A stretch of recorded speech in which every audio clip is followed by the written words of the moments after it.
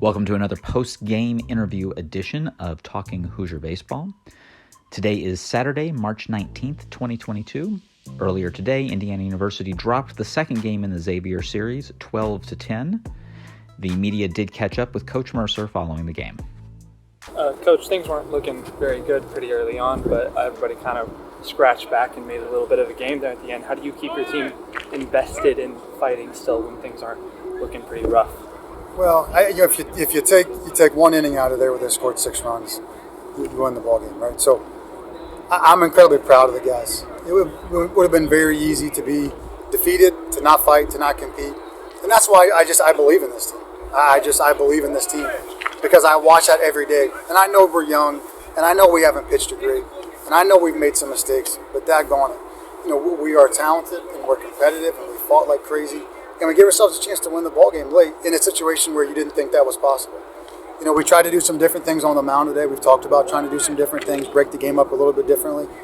Okay, it didn't work as well as I had hoped. It didn't go as according to plan. But we have to continue to push. We have to continue to adjust. We have to try to find different ways to solve the problem there on the mound, and we'll continue to do that.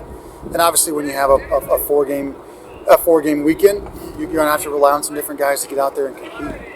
But as far as the way that we showed up and competed and continued to fight through that game, I couldn't be more proud of it. Coach, you mentioned the pitching. You got some really good relief innings out of Nathan Stahl today. Can you kind of speak to his impact on the game today and just allowing you guys to come back into it? Yeah, we felt good about Nate if we could get back in the ball game. We tried to bridge the gap there with some guys in the middle, and it didn't go as well as we had hoped. But Nate's a guy that's thrown big innings for us in the past and has thrown big innings for us this year and came in and gave us a chance, gave us a fighting chance. Two scoreless innings.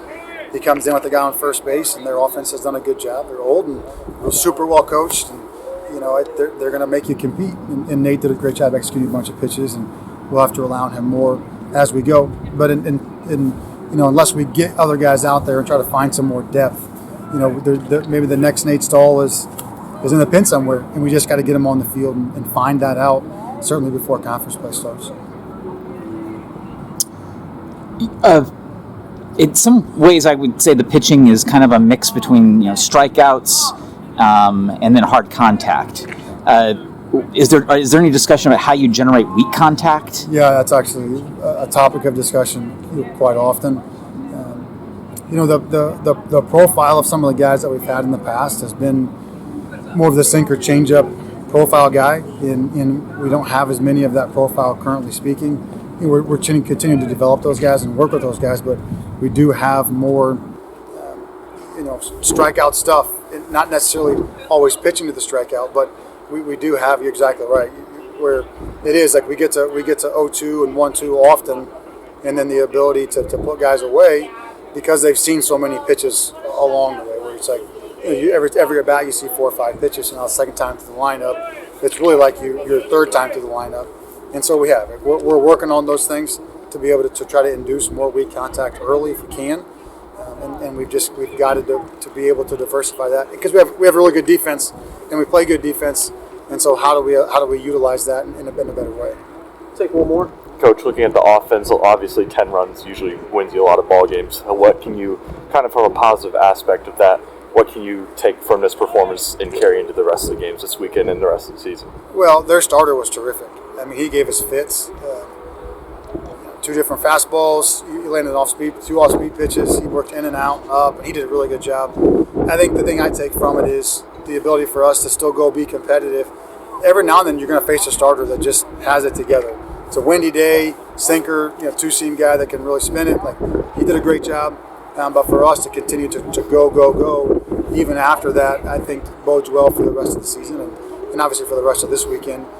For us to have a chance to continue to fight, even when maybe the starter has a good day, but how do you attack that third time to the lineup? How do you attack the bullpen guys and give us a chance to and we've done that. I'm obviously pleased with the position guys. The offense has been really good, and we'll put it together. We'll get 2 good starts tomorrow. We'll put it together, and we'll find our footing. I think anytime you have 4 top 10 round pitchers last year and a free agent, you have 5 guys move on to professional baseball. You're replacing literally your entire pitching staff, and your second closer was a senior. You're replacing your top 6 guys. It's just going to take some time, and obviously I want to win along the way.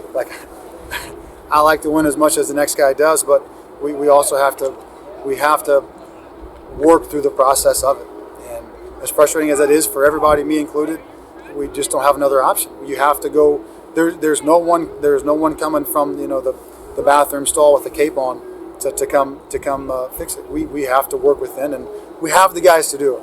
We have the talented guys to do it. We have to give those guys opportunities. We have to get them on the mound, and we have to, if we struggle through a little bit, then there's no other option. We have to go through those things. Indiana baseball will conclude the Xavier series with a doubleheader on Sunday at 12 noon. See you at the BART.